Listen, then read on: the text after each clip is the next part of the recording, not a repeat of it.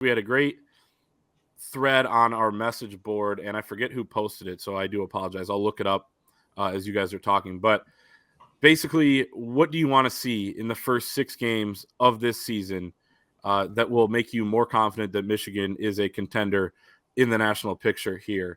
And all sorts of good comments, all sorts of good feedback over on the Fort, our premium message board. And these were the 4 things that I identified as something that would make me more confident that Michigan, can and will contend in that second half of the season. And not saying that they have to do this for me to think there's a chance of that, but things that would make me feel a little bit better. 1 is winning all 6 games. 2 is staying healthy, no major injuries in that regard. But 3, and these are really the 2 most important beyond those 2 requisites, the offensive line is just as good or close to as good. The defense is, has taken a step forward from last year, especially in the pass rush department. And then the 4th thing would be that J.J. McCarthy's taken a step forward in his development. I think he's going to do that as well, but would like to see it a little bit more earlier in the season.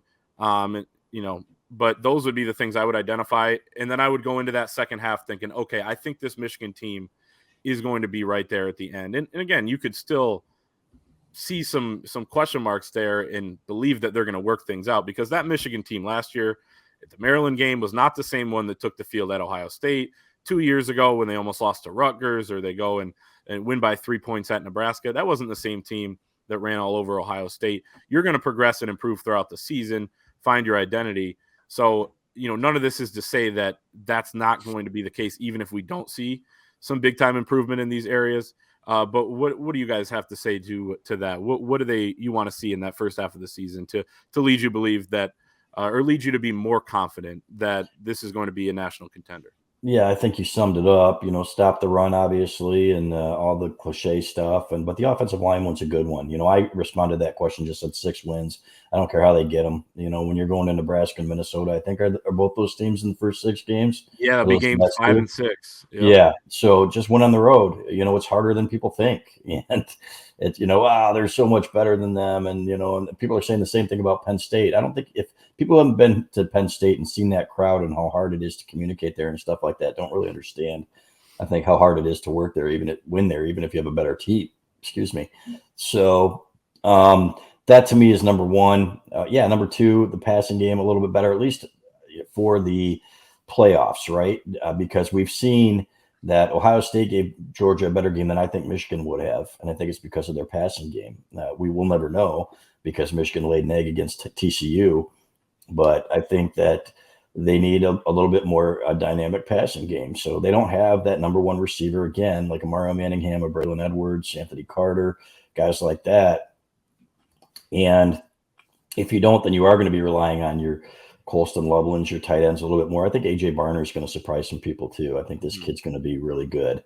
I think people are sleeping on him a little bit. So that's where it starts to me. I agree on the pass rush, Clay. You don't want to be sending guys all over the place like they were last year. Like Jesse Minter said, we had to blitz a little more than we thought we were going to, unfortunately. I think the interior pass rush will be better, and I think guys like Braden McGregor, Derek Moore, Josiah Stewart are going to bring more from the edges. So that to me is what I want to see. But I can't wait to see it, guys. You know what? I'm not wishing my summer away, but I just talked to John Jansen about this, and I said it feels like when we were covering your teams, the expectations, the culture, everything else, it's Michigan football again. Yeah, I think both of you guys have kind of hit on the ones that I would have circled. So I'll just I'll double down on all of that and also say this. Those first 6 games, I think, similar to last year, I think you kind of want to see a team come out and just hammer right away and sort of be on that warpath. I mean, a lot of people are going to, this is a team that's going to be favored in every single game. I think that there are going to be people that knock, we already see it. Heather Dinich is right back at it, knocking the non-conference schedule, despite the fact that all of the SEC schools, or most of them that are in bed with ESPN, play as worse or as bad or worse a non-conference schedule. I just want to see them come out and be aggressive. I think that we know that they're going to be able to kind of run on these first batch of teams that they'll play. So when we talk about the fact that you're going to have to be a little more a little more dynamic on offense, with the passing game.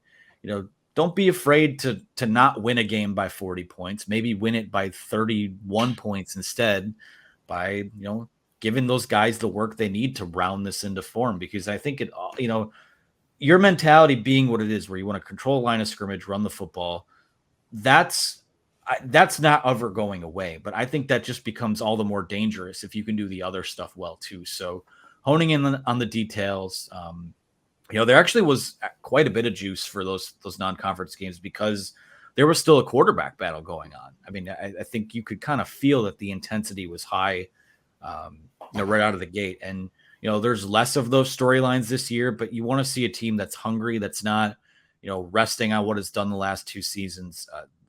I think that they can, quote unquote, coast through this season, but I don't think they can afford to coast through a game or through the non-conference. I do think that they do need to come out and be aggressive. And, you want to answer all those questions that you guys laid out so eloquently.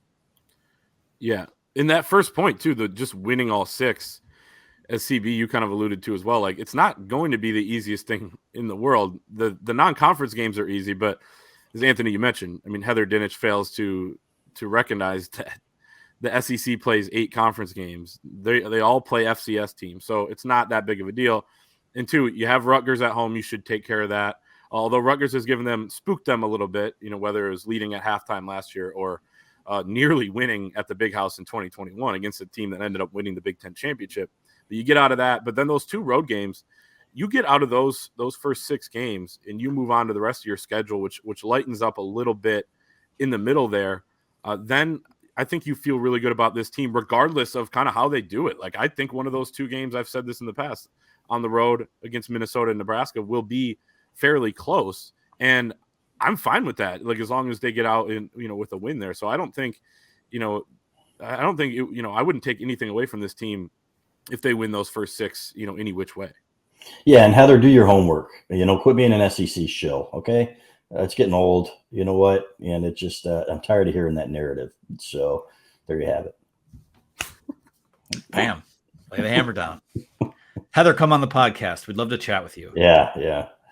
We would. I would bring Absolutely. her on. I'd do all my research on every schedule in the country. Absolutely. Yeah. Go through it. Because I was looking at even ESPN.com, Michigan's schedule is, I think, 17th toughest in the country or something like that, or it's within that top 25. And when you play in a division like the Big Ten East, and part of it too is like all the teams that are at the top there are Michigan State, Rutgers, Maryland. Yeah, because they have to play Michigan, Ohio State, Penn State. Michigan doesn't have to play itself, so that helps with your schedule. But you can't apologize for being a good team and not having to play one of the top teams in the Big Ten. Well, so Heather thinks you have to. Yeah. So. Why don't they play? Come on, Heather. Yeah. Well, they did in the spring game, I guess. And Michigan won that game, so they should get credit for that. But. Exactly.